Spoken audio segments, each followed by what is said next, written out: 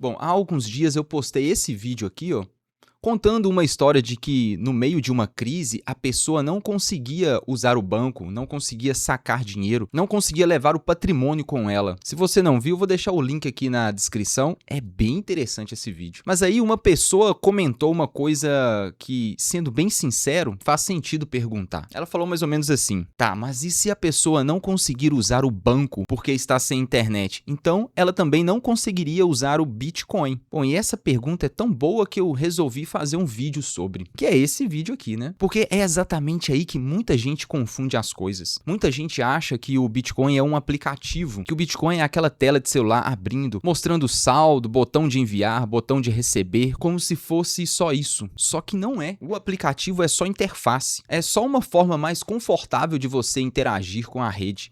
O Bitcoin por baixo é outra coisa. O que precisa circular ali não é o aplicativo. O que precisa circular é a informação.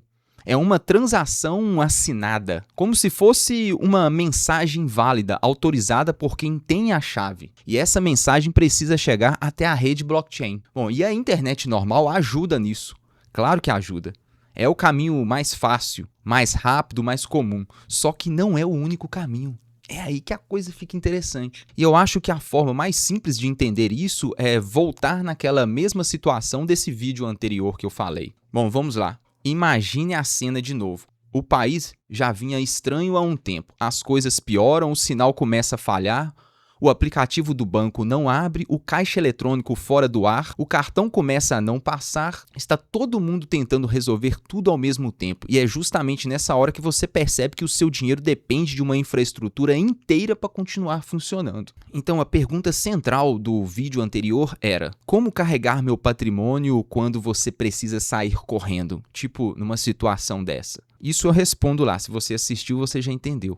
Agora, nesse vídeo aqui, a pergunta é: tá bom, e se a pessoa tiver já Bitcoin? E se a internet estiver ruim e tiver caído? Como esse dinheiro, o Bitcoin, se move? Bom, aí é que tá a chave de tudo. O Bitcoin não precisa obrigatoriamente de internet do jeito que você usa no dia a dia. Ele precisa que a informação consiga chegar na rede, certo? Então, exemplificando, pensa numa encomenda. O que importa não é se ela chegou de carro, de moto, de avião, de barco. O que importa é que ela saiu de um lugar e chegou no outro. Com o Bitcoin é bem parecido. O que viaja não é a moeda física. O que viaja é a informação da transação. Apenas isso. Então a pergunta certa não é: tem internet ou não tem internet? A pergunta certa é: existe algum caminho para essa informação passar? Porque se existe, já existe uma possibilidade. Bom, isso não é uma ideia maluca. Já tem projetos reais mostrando exatamente isso de formas diferentes. Um exemplo bem interessante é o Machankura. Ele usa o SSD, que é aquele tipo de menu simples de operadora, parecido com aquelas opções antigas de consultar saldo, comprar crédito, essas coisas, sabe? Então, para o usuário, a experiência não depende de internet no celular. Você não precisa abrir aplicativo pesado, não precisa nem de smartphone top. Você interage por um canal bem simples. O que acontece ali é o seguinte: você manda o comando com esse canal e o outro lado da infraestrutura de serviço faz a ponte com a rede do Bitcoin. Então, para você ali na ponta, a experiência é sem internet, mas em algum lugar do sistema existe conectividade fazendo essa transação chegar à rede. Isso já é uma coisa importante de entender, porque sem internet nem sempre quer dizer que o mundo inteiro desligou. Às vezes só quer dizer que você ali na ponta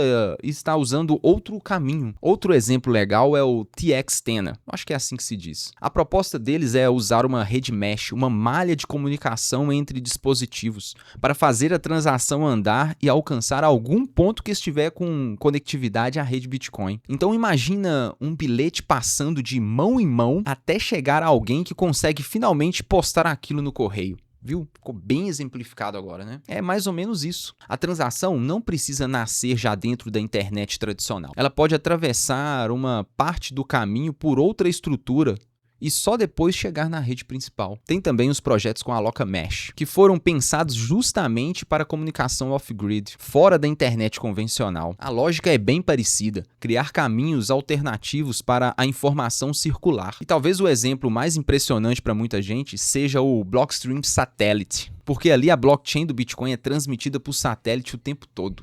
Loucura, né? Ou seja, você pode receber os dados da rede mesmo sem depender da internet tradicional para isso. É genial.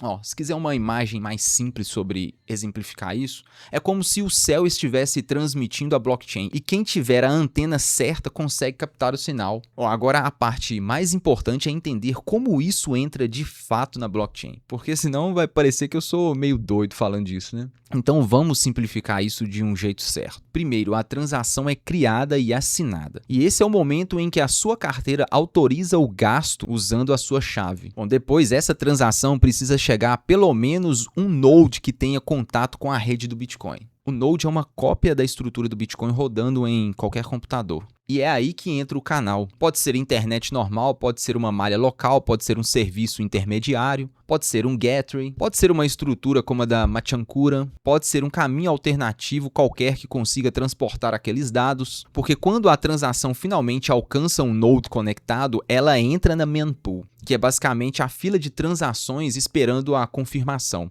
Depois disso, os mineradores selecionam transações da mempool, colocam num bloco e quando esse bloco é minerado e aceito pela rede, pronto. A transação foi confirmada na blockchain. Então, no fundo, a blockchain não está exigindo um tipo específico de estrada. Ela só exige que a informação chegue. É como assinar um documento numa cidade isolada e dar um jeito de fazer esse documento chegar até um cartório central. Pode ser pela estrada principal, pode ser por uma rota secundária, pode ser por alguém a cavalo, pode ser por carro, moto, entendeu? O importante é que chegue. Agora, lembra do caso do satélite?